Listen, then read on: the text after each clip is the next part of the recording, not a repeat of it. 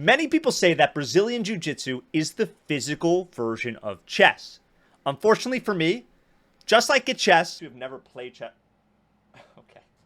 I'm not good at Brazilian Jiu-Jitsu either. So today I'm going to walk us through the first white belt tournament I have ever competed in, my first tournament ever in Brazilian Jiu-Jitsu. And boy, did I make some mistakes. So to start off, if you want to just go straight to the matches, I'll put this timestamps in the description. For everyone else, I'm going to talk a little bit about how I lost these matches before they even started. So to begin, one of my recommendations is for your first tournament, do not cut weight. The day of the match, I actually had a weight scare where I thought my scale was too low. So I ended up cutting weight by sauna. I ran a 5K and I cut like 3 pounds of water weight in a matter of like 3 or 4 hours. Then I got to the venue, I jumped on the scale, and lo and behold, I was actually a light enough weight for the weight class below what I registered for. Absolute rookie mistake. And in addition to that, if you're not used to weight cutting, you're gonna feel not the best. And you're probably gonna feel off because you're dehydrated and you're not used to feeling that if this is your first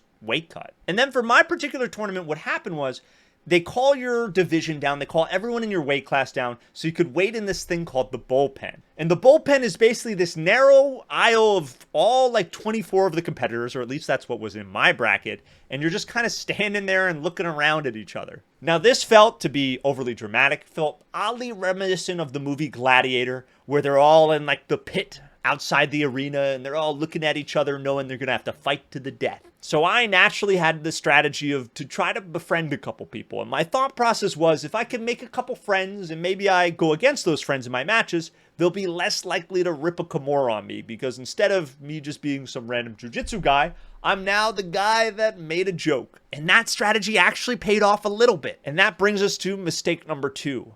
Always bring water to the bullpen when you get called down. The way a lot of tournaments do it, and the way this specific tournament that I did does it, is they actually had all of my matches one after the other. And they weren't right after each other, but once you got called up, you had to stay in the bullpen area. So silly little me, weighing 10 pounds under what I should have weighed, had no water. But luckily, because I'm a master networker, one of the guys that I was actually going to compete against gave me a water bottle. And just like that, I negated a mistake with a pro play. Now, another recommendation I have for tournaments is this is not the time to experiment. And I don't mean experiment with drugs or with new hobbies. I mean experiment with your game. So basically what you'll see is in the second match, I decided to do something I never do, which is pull guard. And I pulled guard unsuccessfully. So now let's jump into the matches. We're actually going to start with my second match. I find it to be a little bit more interesting. There's a little bit more back and forth. And I'm going to be walking us through all of the things that I think I did well and did wrong. And keep in mind, I'm a white belt, so disregard everything I say for the most part. So we're going to be starting off actually with my second match of the tournament. I think this one's a little bit more interesting. I play more of a top game on it, so I think it's a strong one to start with. So basically, I'm just standing there. I'm looking around. The people behind me almost bump into me. That's me on the left there, left of the referee. And then my opponent walks up. I give him a little greeting, a little smile, shake his hand. You know, sportsmanship is important. Match starts. We slap bump. And immediately what I'm going for here is I'm going for a cross collar and a sleeve grip. That's what I'm comfortable with. I'm actually relatively comfortable in my stand-up game for a white belt. But as soon as I get my grips, he actually just pulls guard, which I'm okay with. So as we're trying to wrestle each other here a little bit, my main objective early is just to keep my weight on as much as possible, right? I'm really just trying to tire out the frames early on. And I do an okay job of that at first. But then I get into this position here, right? Which is not a good position. Luckily, I currently have his leg trapped, so he can't do any real sort of scissor sweep. He has to clear that leg. But I have 2 knees down, which for a lot of you probably know is not favorable. So I kind of recognize that in the moment. I'm trying to get some good grips so I could sprawl out more and put some weight. I'm looking for some underhooks, but really nothing's presenting itself. And he gets the knee shield in and creates some distance here. So then what I do is I go for a little over-under action. I scoop under that leg on the left side. I try to clear his right leg. I see he's blocking me on the left side, so I switch sides real quick. But he keeps his guard really well. So now I actually get a grip that I love, right? So that little pant grip here, what I'm trying to do is I'm trying to flatten him out. So what I do is I grab his pant leg, I put it between my 2 legs, and I want to separate his legs. I want to keep his left leg here, or the leg on his left side, as per our POV. I want to keep that between my 2 legs, and you can't see it, but I have my right his right leg over my right shoulder. I'm trying to separate the two. So I'm doing a over-under pass here. I push his legs away. I actually get close to the pass here, but he keeps his knees in pretty well. A mistake I made there was I just don't keep my chest down as much as I should. We're bouncing around. He gets caught in my gi a little bit, which, you know, such is life in the gulag, I guess. And then we actually get to what I would say is a pretty favorable position for me. He has half guard, or he does have half guard, which isn't the best, obviously. It's not great, but he's kind of flat. He has his back down, and right now I'm really putting some weight on him. So my goal here is going to be to clear my right knee. Basically, what I'm going to want to do is I'm going to want to put my head down. I'm going to want to put it under the arm on his right side. I'm going to then take my arm and try to peel his leg so that I could slip my knee out. And now, at first, I just kind of sit into this position. I get comfortable. I know to try to take it slow here. I actually do a little figure four with my legs here. I don't know why I do that. I don't actually know if that's a good thing to do, to be honest with you. But finally, we can't see it from this angle. I'll try to show a different angle if I can. But I put my head down. I'm blocking his arm. And I'm able to actually swing my arm back and start to peel that leg in and try to twist my knee through. And we roll around a little bit. My head gets out of position. I try to put it back in position. And then as he turns a little bit closer to the camera, I actually get into 3/4 mount here.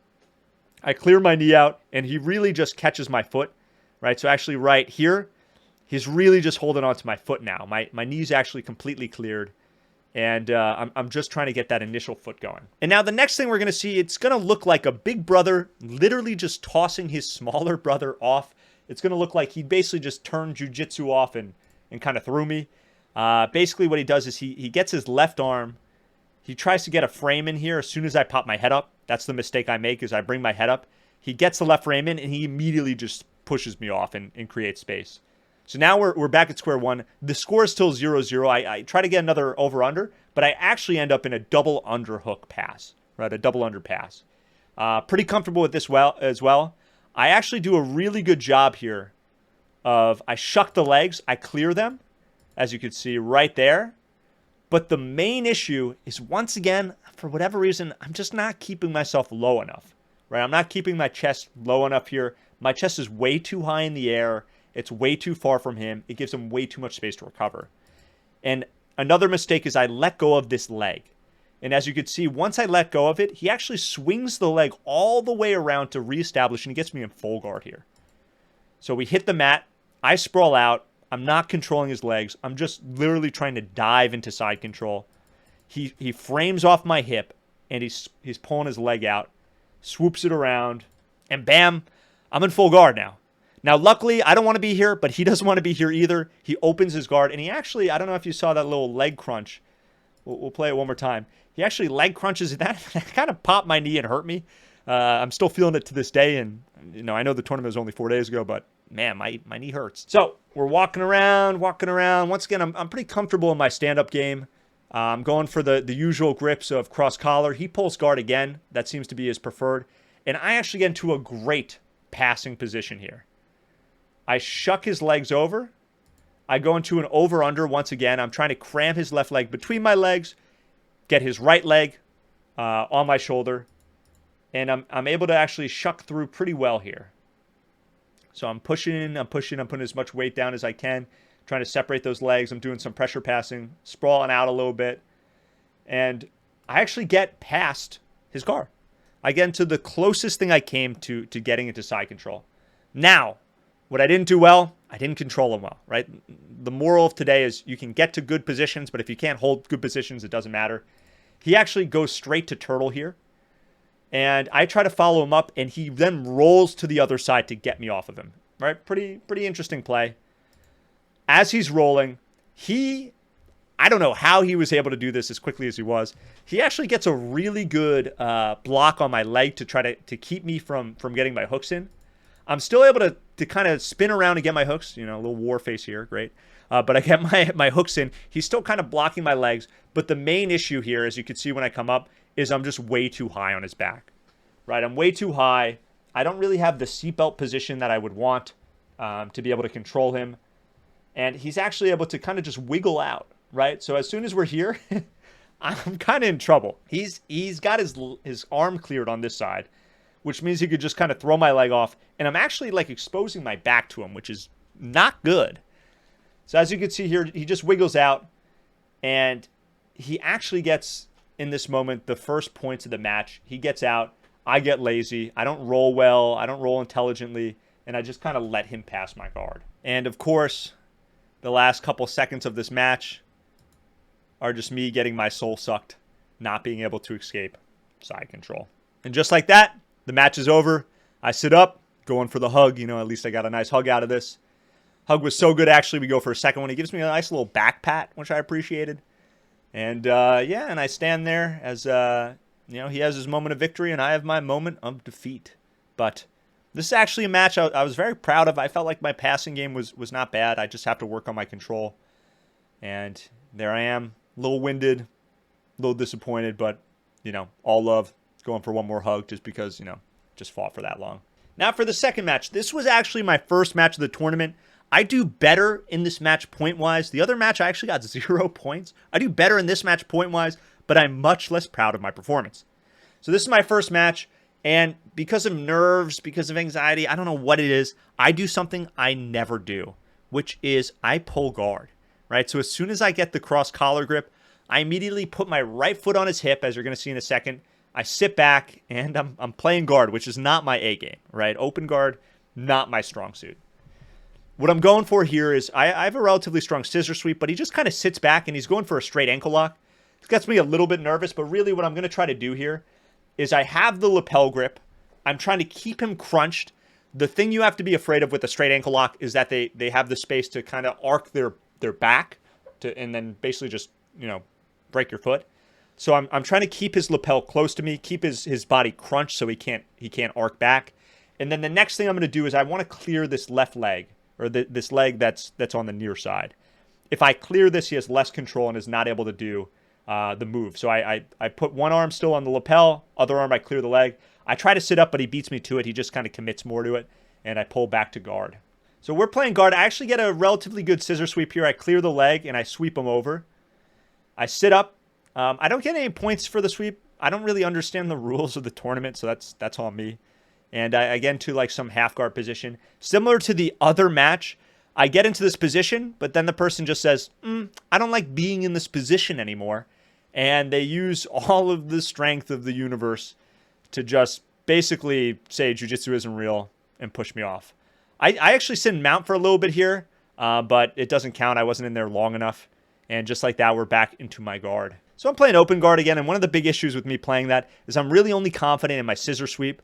So I go for it again. He sits back, and for some reason, I guess maybe it's like the penalty system of him sitting back so many times. I get points for this as if it's a sweep. He's really just trying to go for the ankle lock again, and I'm able to put pressure. But similar to last time, I don't have any underhooks. Right, both of my arms are over his arms, and he's really just able to pull the classic Derek Lewis for any UFC fans, and he's just able to stand up. Like I'm trying my hardest to put my weight down on him, and just because of the fact that I don't have my body position well, he literally just rolls me over both times. Ref's actually surprised how easy it looked. So then I kind of get lazy here. I go for like some cheeky omoplata, this is the laziest omoplata I ever had. It just turns into a lasso grip. I'm too low on his elbow, right? So I'm just kind of sitting there. I actually almost get passed here because of my lazy lasso grip and not being able to keep my other knee attached to my elbows. Luckily, I'm able to kind of just follow him and retain. Able to just retain guard here. And then there's this weird scramble. And once again, I try to sit up because I'm kind of done playing guard at this point. I'm realizing it's not working. But he beats me up every time. And that actually leads to me getting my guard passed. And ultimately, this is where I lose. And unfortunately, similar to the other match, that one guard getting passed is my downfall. I pop up. You know, sportsmanship is important. I go for the firm handshake. Even though we will not see it in this video. And that's it. So now here are some of the things I learned. Number one, and you've heard this before, and I'm going to say it again. It's common saying, but it's not always common knowledge. The intensity in a tournament is so much different than when you're rolling. You might think the people at the gym are going with the intent to kill, but they really aren't until you get into a tournament setting. There are so many times where I had what I thought was a good position, and the person they they had like the heart of the cards, and they went like Super Saiyan basically, and they picked me up, and jiu-jitsu in that second was no longer real, and they just pushed me off. Another recommendation I have is stick to your game. I mostly specialize in my top game. My passing is relatively okay for a white belt, so I should have just stuck with that. I shouldn't have experimented. Even in my first match where I was nervous, I shouldn't have done that. I shouldn't have pulled guard. And one of the biggest lessons I learned here was that there is so much for me to learn. And I don't just mean between white to black belt, right? Because that's obvious. Of course, there's going to be a lot for me to learn in the tens of years that it may take for me to become a black belt. I mean, there's so much for me to learn from white to white belt. And what do I mean from white to white belt? Well, when I roll in my gym, I feel pretty confident that I'm a competent white belt. But it wasn't until I went to a tournament where someone was giving me their A game, I was going against the best version of themselves and the best version of their jiu-jitsu, that I realized how much there is within the white belt category, how much learning there is. So in short, the lesson was, even within just the white belt echelon, I've been doing this for a while, and I still have so much to learn just to be a good white belt. This next lesson actually extends far beyond jiu-jitsu, and it's whether you're in a company meeting, or you're doing a wedding speech for a friend you care about, or even if you're just asking out a person you like. At some point in your life, you will need to step up to the mat and grapple. And in order to do that, you need to be comfortable with dealing with situations in which you might have some anxiety and being able to perform in those situations. Now, a lot of people think when it comes to anxiety and overcoming anxiety that some people just inherently do it better than others. And yes, that is true to an extent. Some people inherently just handle anxiety better. There really is nothing like standing across from someone you're about to mutually try to choke out, looking them in the eyes, trying to smile to soften up the situation a little bit, and understanding that there's a crowd of people watching you. There's a video recording of whatever it is that you might upload to YouTube later.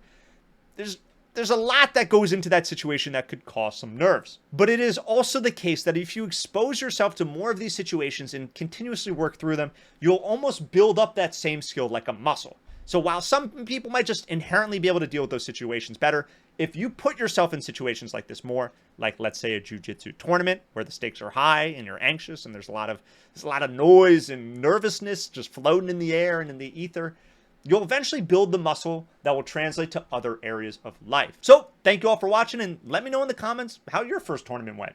Let me know if you think I did well, what you think I did bad. You know, I learned from my haters too.